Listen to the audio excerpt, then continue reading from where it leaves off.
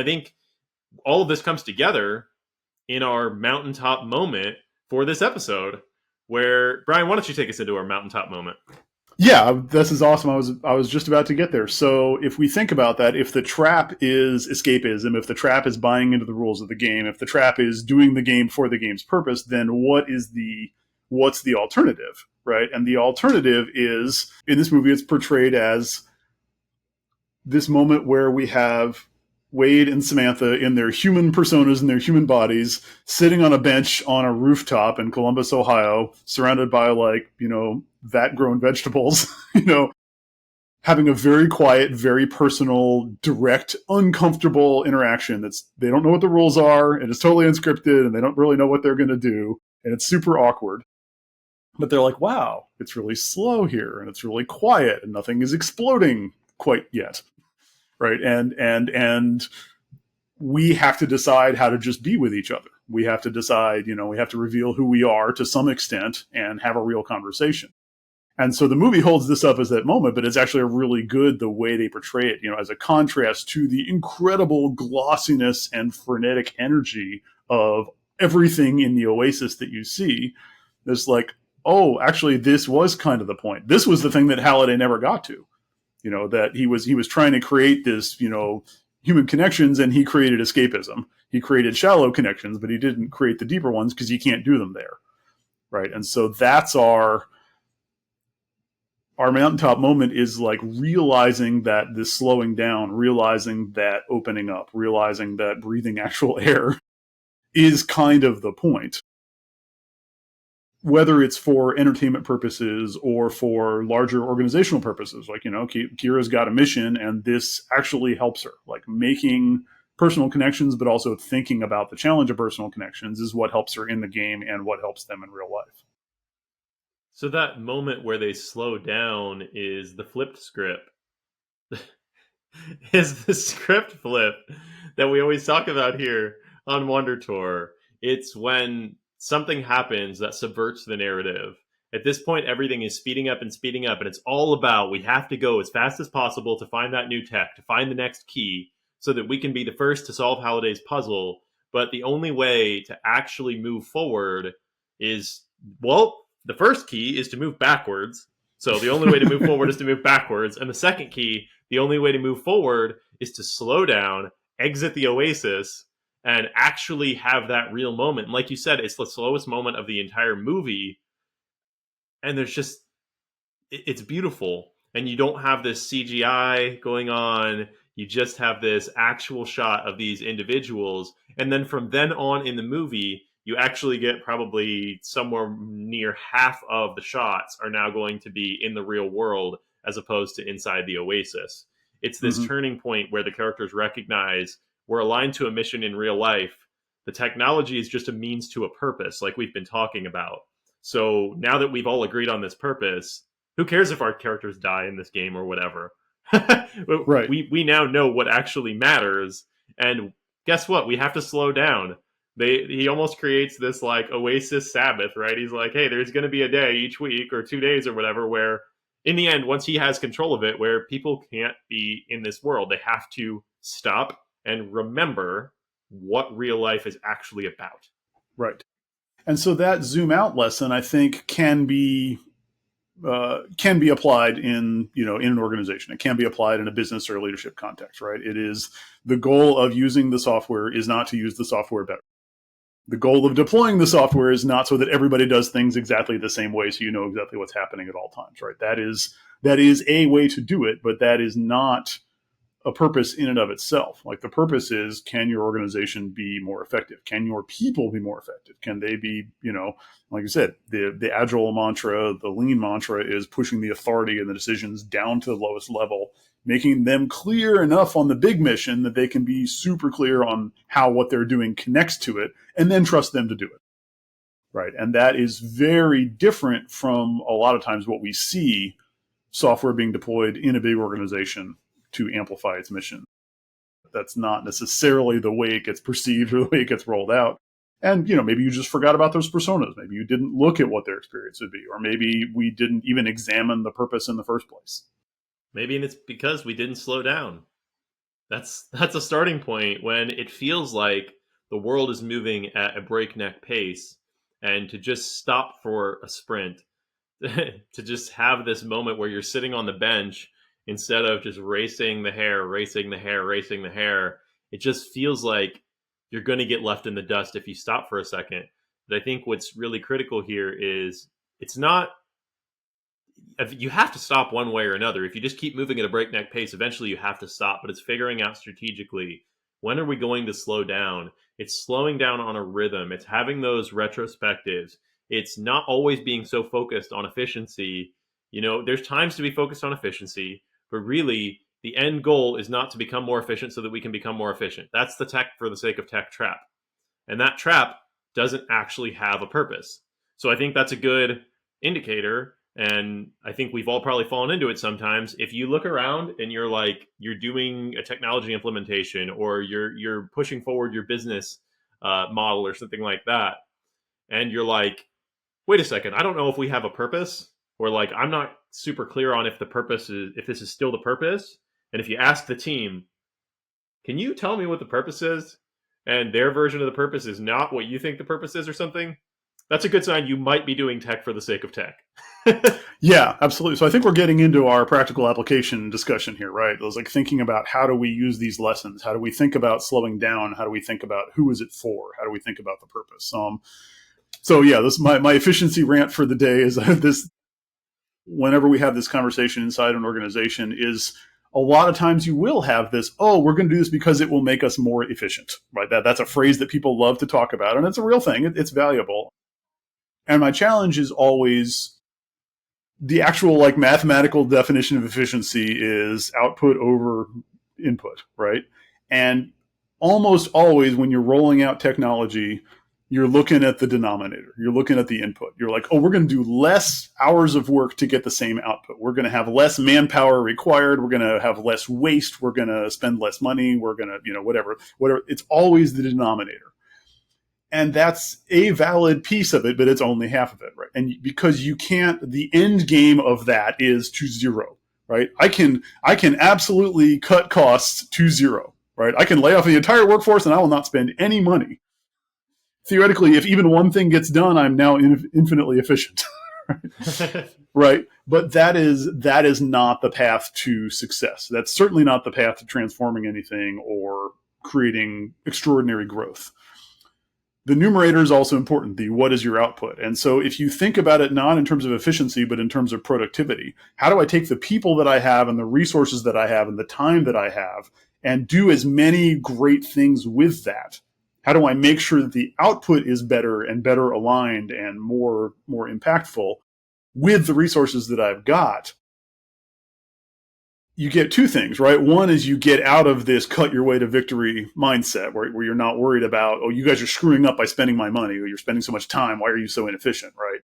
But you also get, just like what venture capitalists talk about, you get asymmetrical upside. The most money I could possibly save is only the money that I'm spending. The most money that I could possibly make is substantially more multiples of the money that I'm spending. If I figure out the way to use my resources as well as possible, if I figure out how to be the most effective organization to change the world as possible, then you can become 2, 3, 5, 10, 100 times more productive. But it's very, very difficult to be 100 times more efficient. So that's one of these conversations. Like, you can't 10% cut your way to victory, right? It's not to say you shouldn't cut 10% of your costs, but that's not going to transform the world. That's not going to make you world class. So my usual rant is, please measure productivity too, or instead, and think about it, because the numerator is purpose. The numerator is, how do you measure whether or not you're accomplishing your goal in the world? And the lessons of Agile, the lessons of Lean those aren't local, those are global. Those are for the organization, is what I'm doing, making the organization's goal succeed. Not, did I issue slightly more, SKUs this month, or did I, produce slightly more widgets this month? But did that actually result in more happy customers? Did that actually result in, whatever my organization is, healthcare? Did that result in fewer unhealthy people in the world? That's the goal. The stuff in the middle is just different ways of getting there, and you need to empower your people to figure that out. Yeah, this is definitely one of the traps that you're unearthing here. The trap of tech for the sake of tech. If you keep advancing that, and your metric is efficiency for the most part, or one of your main metrics is efficiency, there's nowhere to go but zero, or but like the lower limit. Essentially, you're just trying to go as close as possible to the bottom. Which again, look, that's a race to the bottom. We've seen this over and over and over again in the economy. And going back to our original question that we talked about, how do we not create more inequality, but instead create opportunities? Well, we have to start measuring by productivity instead of measuring everything by efficiency, because an efficiency gain doesn't actually necessarily do something good for humans. Efficiency can be great for humans when they're doing just a mundane task and we're trying to make that task better, and they hate doing that task, and that task inherently is giving them carpal tunnel or whatever, right? Okay, great. Then you have a purpose. Your purpose is to make sure that the human has good well-being while performing the task or whatever, while performing the mission that the company needs to exist. That's great. But what's not good is just tech for the sake of tech. We can achieve 25% more cost down on our manpower. But what is this allowing us to do? And like you said, it's really measuring it overall in productivity. Right. Or we need to make everything super standardized so that the executives have a perfect image of what's happening so they can make all the decisions better, right? Like that's some amount of that is valuable. Like they should know how much money they're spending. They should know where the problems are in the company. But the point is not so that they can then make all the decisions, right? The point is not so that only the hotshot associates can be more hotshots, right?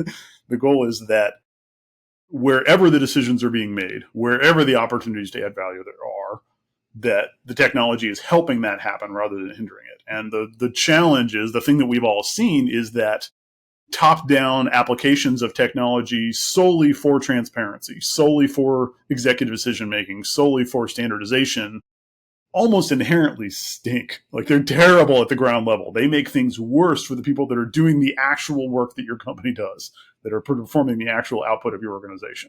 And that's the trap. The tech for tech's sake, or the tech for leadership's sake, is negative efficiency because it hurts your productivity. It hurts your alignment to purpose. It hurts your visibility to purpose. Yeah, and really, this is a trap that we can walk into right now. I mean, this trap, the door is always open, basically, with how fast we're moving as a civilization. But tech for tech's sake with generative AI is just the same as it has been, right? High performers, high performing teams do really well with AI. Mid-level performing teams, not so much right now.